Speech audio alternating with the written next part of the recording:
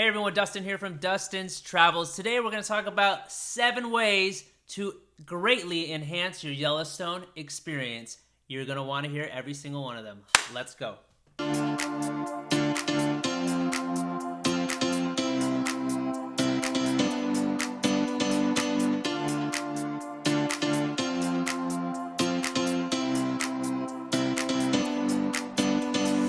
All right, what's up guys? Thanks for tuning in to this video. 7 ways to enhance your Yellowstone experience. These are going to be some great tips, so stay tuned to the end, please. You're going to really like it. So, number 7, talk to people.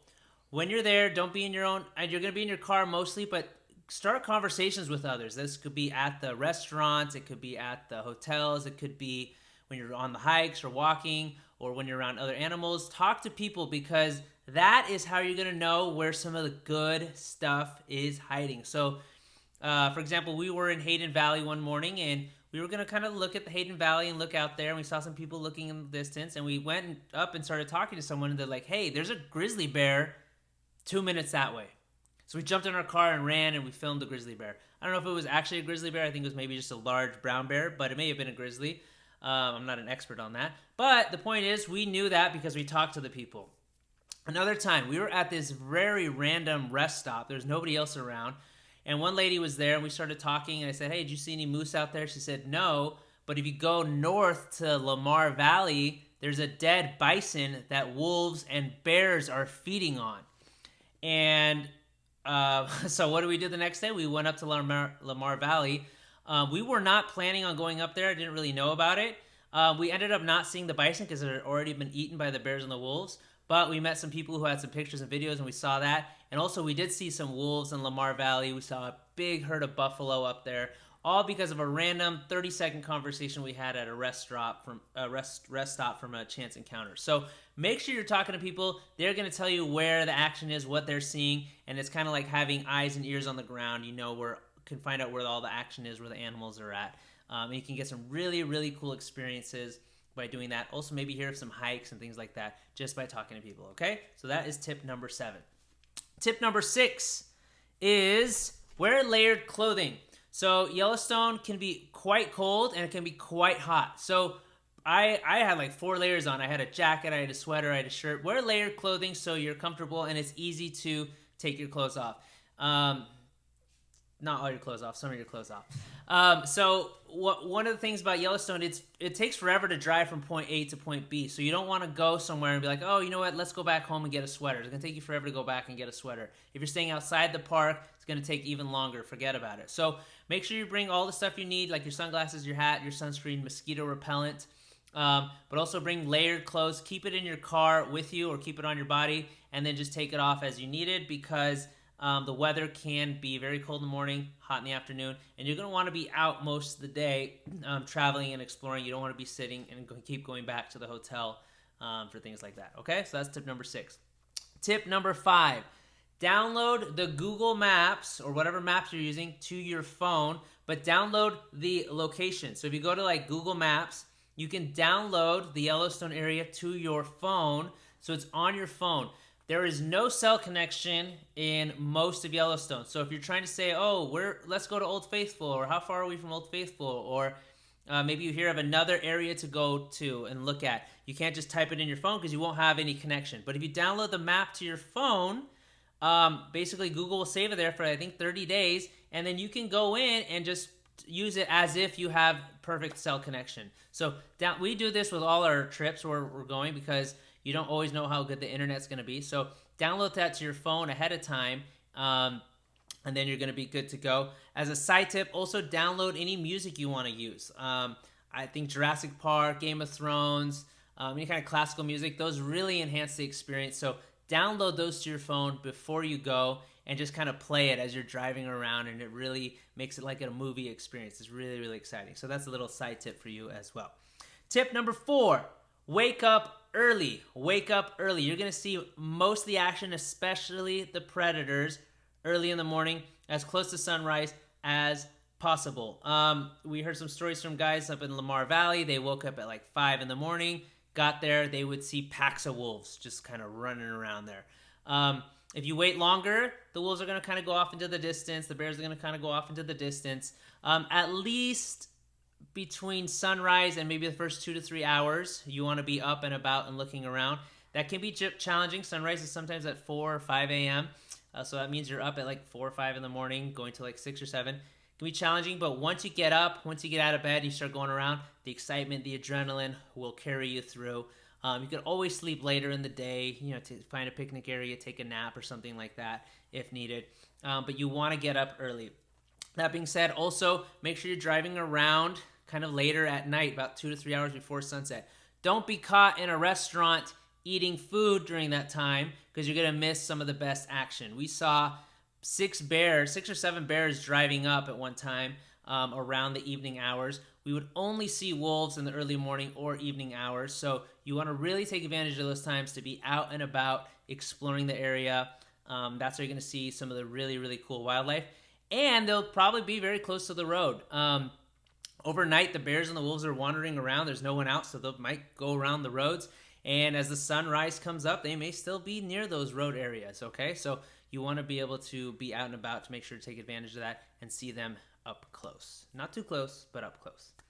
All right, number 3, bring a good tele-lens, binoculars. If you're going to do videos or photos, make sure you bring a nice scope lens. You're going to have an opportunity to get some amazing shots with a scope lens. So I had my iPhone. I bought a tele-lens for the iPhone. It was okay. Not really great. Didn't really get sharp quality. Here, take a look at some of the shots I got of some of the wolves and maybe some of the bears. It's okay, but if they're really far out, you're not going to really get those shots. But if you bring a nice telephoto lens, someone we met there had a Vortex lens, and look at the shot that they got. Amazing shots there. So bring a nice lens. If you're going to take photos, make sure you have a nice photo lens. If you're going to take video, make sure you have a nice photo lens for your camera.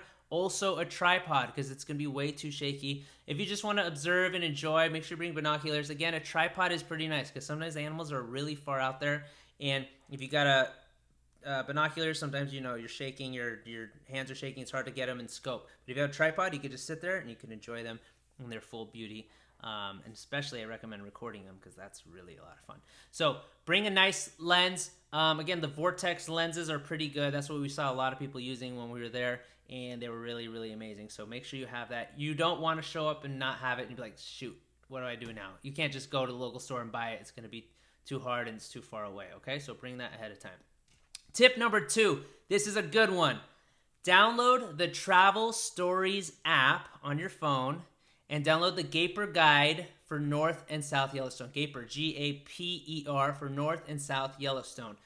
This is like having your personal tour guide with you in the car. So it's like $30 for a year. You download the app to your phone, then buy the North and South Yellowstone, it's all in one package. Download those to your phone, and then it's going to be in your phone. So what this guide does is, even when you have no cell reception or any kind of internet connection, it knows where you are GPS-wise, and it starts talking to you based on the GPS. So you're driving, and it says, coming up around this corner is a really nice picnic area right by the river with good bathrooms, for example, right? And you could go, and there's the picnic area with nice bathrooms. Over around this area, you'll see a fire. This happened in 2008, and you can see some of the trees have grown back. They're about 10 feet high, blah, blah, blah, blah, blah. Over here's a good turnout to overlook the Yellowstone Lake area. Don't miss it. It's a must-see kind of thing. He'll tell you this stuff as you're going through it. He'll add humor. He'll tell you a lot of great history and facts about the park. It's like having your own private guide for a fraction of the cost. And it's really amazing. I highly recommend it. And not only enhanced our experience because it taught us more about the park rather than just seeing things and wondering what it was. It made us aware and taught us what, when the fires were, how many animals there are here, and things like that. But also gave us tips on things and little turnoffs that we didn't think were a big deal, but he told us to turn off. When we turned off, we saw some really amazing things there, like the cone geyser or some of the cascades. We saw some amazing things there because of the Gaper Guide talking to us and guiding us throughout the park. But again, make sure you download that before you go to Yellowstone because the cell connections there is bad. The Wi-Fi is not that great at the hotels, and you want it on your phone. And the fact, again, that it was all linked to your GPS and you didn't need cell connection was absolutely incredible and amazing. Definitely recommend it. The number one tip to enhance your Yellowstone experience, and this at least doubled the quality of our experience, I'm not joking, is to bring your own food. Bring your own food. Do not go there relying on the restaurant food. Yellowstone is very undeveloped. They don't have taco stands and snack stands here and there that you can just stop off and get some food and recharge. They leave it undeveloped. The only way to get food in the park basically is by going to one of the 5 main areas. Actually, there's really like 4 main areas where you can get food. They'll have restaurants there, a few grocery stations only in the entire park, and the park is the size of Rhode Island. So you're not going to be able to just like, oh, let's go get food real quick and stop off here. No, you got to drive like 45 minutes, hour and a half out of the way to get food sometimes. So you don't want to be stuck doing that when you could be enjoying the scenery, you could be enjoying the park. Also, you don't want to be stuck inside when you could be eating a nice picnic outside by the beautiful Yellowstone River or next to Mary Mountain, right? You don't want to be stuck inside doing that when you can enjoy nature to its fullest by eating outside. So bring your own food as much as possible. They do have ice in the park, so if you're staying at a hotel, they usually have ice near or around the hotels that you can buy to, create a cooler for yourself. But other than that, bring your own food. Bring sandwiches, bring vegetables, bring some oven roasted, bring some like turkey, snack bars, apples, bananas, fruit, oranges, things that are gonna last a few days that you don't have to necessarily refrigerate. In the rooms, there are no refrigerators, at least the ones we stayed in. But again, if you bring a nice big cooler, load it with ice and throw all that in there, you should be fine. We even had like salmon. We had a couple lamb chops there. We had rice. So we went full out. My mom loves to go full out on these things. In fact, watch a little bit of what she did. We're on day 5 already, and we haven't had to eat out at all because of this lovely lady who has packed all our food. I really want to bring lots of fresh produce, fruit, and food that can make you last as long as you stay here. So what I would suggest to bring to Yellowstone a variety of fresh vegetables. We have baby carrots, we have cucumbers, Persian cucumbers, we have cherry tomatoes, and hard-boiled eggs, avocados, bell pepper, green bell pepper, celery, all of that. Put them in a cooler and get some ice, and that should last you for a long time. Fresh fruit? Fresh fruit. For fresh fruit, we brought apricots, grapes, raspberries. Now raspberries, we need to finish them with the next couple of days because they don't last very long. But that's what I would recommend for that. Now when it comes to your protein, I brought tuna that we're gonna have it towards the end of the day, at the end of our stay. But we have fresh salmon that we're gonna eat it the first 2 days of our stay. Tonight we've got this beautiful salad here. So yeah, bring your own food, and this just is so greatly enhanced our experience. I can't tell you, because sometimes we were at one of the lodges and we would they may have limited hours, so we had a guy who's sitting there and he has to wait 45 minutes just to go and get a snack, and you could tell he was very frustrated and he's not out able to enjoy the scenery. Or imagine you have to go drive to go get dinner when there's wolves running around Mary Mountain, and you can't watch that because you won't even know about it because you were out driving back to go get dinner at the time. So that's gonna be like, it was the biggest game changer for us. It really doubled the satisfaction level of our experience because we could be present, enjoy what we were doing, and also enjoy the picnics in beautiful spots of Yellowstone, which is the whole point of why you are there. So those are the 7 must-do tips to enhance your Yellowstone experience. I hope you have an amazing time there. Please enjoy it. Please tag me in your photos, Dustin's Travels on Instagram. I would love to see what you guys do there. And also follow us on Instagram at Dustin's Travels. We're also on YouTube, youtube.com/Dustin's Travels, I think, or just search Dustin's Travels and you should be able to find us. Thank you so much for watching. If this video helps you, please click the thumbs up below, subscribe to our channel, share it with your friends, and I'll talk to you in the next video.